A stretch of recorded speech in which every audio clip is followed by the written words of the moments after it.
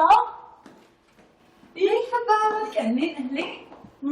كيفك؟ اهلين تقبريني كيفك؟ حليانة. يحلى ايامك يا رب. شو الأخبار؟ يا إن شاء الله بخير. والله نحن تمام بخير، انت كيفك؟ اشتقت لكم كثير. أنا تقصدت إجي وقت الظهر مشان شوفك، وأهم شي شوفها لجنان. ليش خير؟ شو القصة؟ شو في؟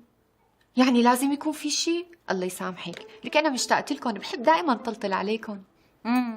قصدي تقبريني لو في موضوع عام كنتي اجيتي المساء انت وجواد، بس يبدو في موضوع نسواني خاص بدك تحكي معنا. معك حق، لك أنت من كل عمرك ذكية. ها سارة عنا، أهلا وسهلا. أهلين فيك حبيبتي، شو أخبارك؟ شوفتك صرت كتير منيحة. اسمعون يا بنات، العريس طاير عقله فيكي.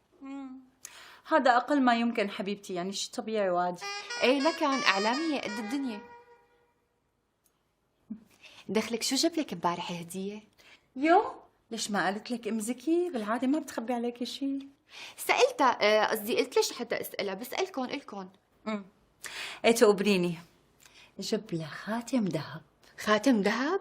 هيك خبط لزق؟ بس أنا رح رجعه، يعني شفته هدية كتير كبيرة على بس تعارف. أنا أكيد رح رجعه، ما رح خليه معي. اوعك يا جنان اوعك، انا مشان هيك جاي. العريس مو طاير عقله فيكي، فبده يرجع يشوفك بكره، بناسبكم؟ لحاله؟ لا ايوه، شو لحاله، انا وجواد معه. هبطتي لي قلبي، خفت ياكل منا شقفه. حبيبتي فهمتيني غلط، قصدي جاي لحاله ولا معه أبوه وأمه وأخواته، هيك قصدي. يعني بظن لحاله. بتعرفي شو، حتى ام زكي قلت لها ما في داعي لتكون معنا، شو بدنا فيها يا اختي، بتلعي كثير وبتغير ولتاتي. وطالما ام زكي هيك حبيبتي بنظرك، ليش عم تتعاملي معها تقبريني؟ اتركيها. يو مشانكن، انا حبيبتي مشانكن، انا اكيد مو مشاني، انا شو بدي فيها؟ انا متجوزه ومبسوطه قاعده مع جوزي متستته، بس انتو يعني ما بدنا نجوزكم بقى نفرح فيكم، حاجه هيك معنسين. ديري بالك منها لكن.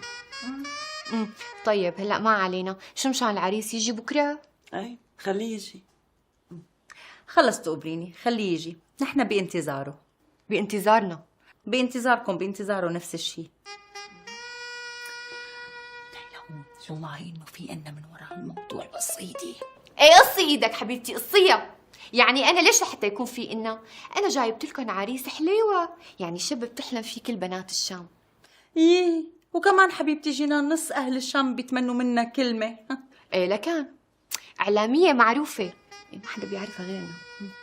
لك تقبري قلبي أنت يا أختي يا حبيبتي، بس خلص خفوها نقار حاجتكم مثل القطة والفار. هلا انا قطه؟ قطة بالدنيا.